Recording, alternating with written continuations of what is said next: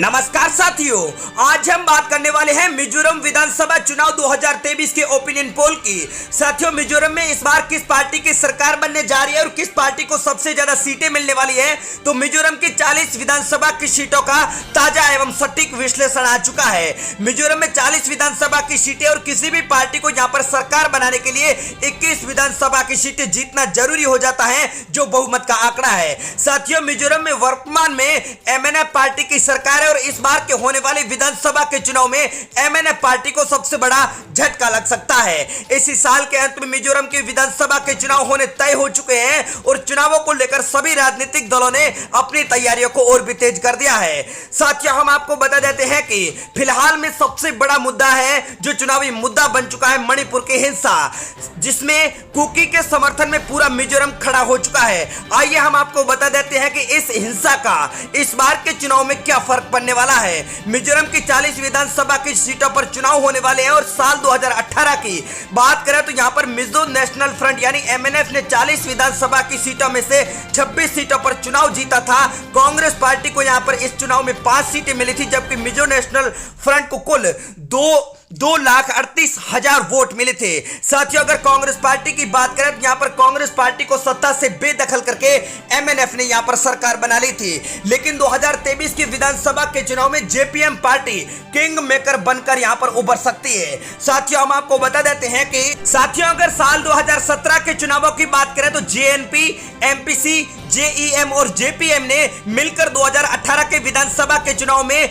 8 विधानसभा की सीटें हासिल की थी और तत्कालीन पार्टी यानी सत्तारूढ़ कांग्रेस पार्टी से बेहतर प्रदर्शन किया था, जो कामयाब भी रही थी। कांग्रेस पार्टी को केवल 5 सीटें मिली थी, जबकि यहां पर इस बार के होने वाले विधानसभा के चुनाव में जेपीएम पार्टी यहां पर सरकार बनाने के दावे कर रही है और 25 से 30 सीटों पर जीतने के ख्वाब देख रही है। हालांकि जेपीएम ने उपचुनाव में भी 2 विधानसभा की सीटें खो दी थी और 1 सीट पर इनकी जीत बरकरार रही। अगर वर्तमान की बात करें तो यहां पर एमएनएफ सरकार के खिलाफ लगातार एंटी इंकम्बेंसी चल रही है और सत्ता विरोधी लहर चल रही है। और दूसरी तरफ अगर कांग्रेस पार्टी की बात करें तो कांग्रेस पार्टी के भीतर अंदरूनी लड़ाई चल रही है। ऐसे में इस बार जेपीएम पार्टी सबसे बड़ी पार्टी बनकर मिजोरम में उभर सकती है।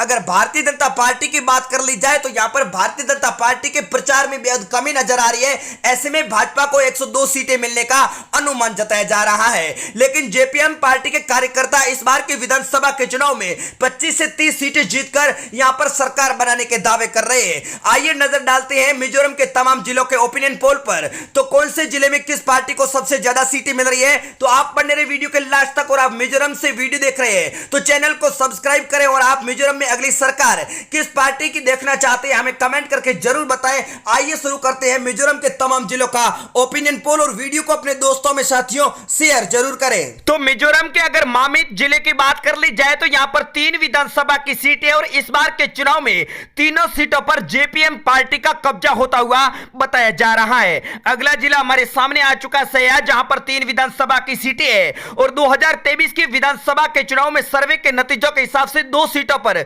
जेपीएम का कब्जा तथा 1 सीट मिजो नेशनल फ्रंट के कब्जे में जा रही है। शेरशिप की 2 विधानसभा की सीटों में से 1 सीट पर जेपीएम और 1 सीट पर एमएनएफ कब्जा कर रही है। बाकी अदर पार्टी को यहां पर एक भी सीट नहीं मिलने वाली है। अगली बात कर लेते साथियों चंफाई जिले की, जहां पर 5 विधानसभा की सीटें हैं। सर्वे के नतीजों के हिसाब से इस बार जेपीएम यहां पर 3 सीटों पर कब्जा कर रही है, तो यहां पर एमएनएफ को 1 सीट और 1 सीट अदर पार्टी के खाते में जा रही है। लुंगलेई में यहां पर 7 विधानसभा की सीटें और इस बार 6 सीटों पर जेपीएम का कब्जा हो रहा है तथा 1 seat Mizo national front party के कब्जे में जा रही है। लांगतलाई की बात करें तो यहां पर 3 विधानसभा की सीटें हैं। सर्वे के नतीजों के हिसाब से 1 सीट पर जेपीएम का कब्जा हो रहा है, तो 2 सीटें यहां पर एमएनएफ पार्टी के खाते में जाती हुई बताई जा रही है। अगली बात कर लेते हैं कोलासिब की, जहां पर 3 विधानसभा की सीटें हैं। 2 सीटों पर इस बार जेपीएम का परचम लहराता नजर आ रहा है, तो 1 सीट यहां पर एमएनएफ पार्टी के खाते में जा रही है।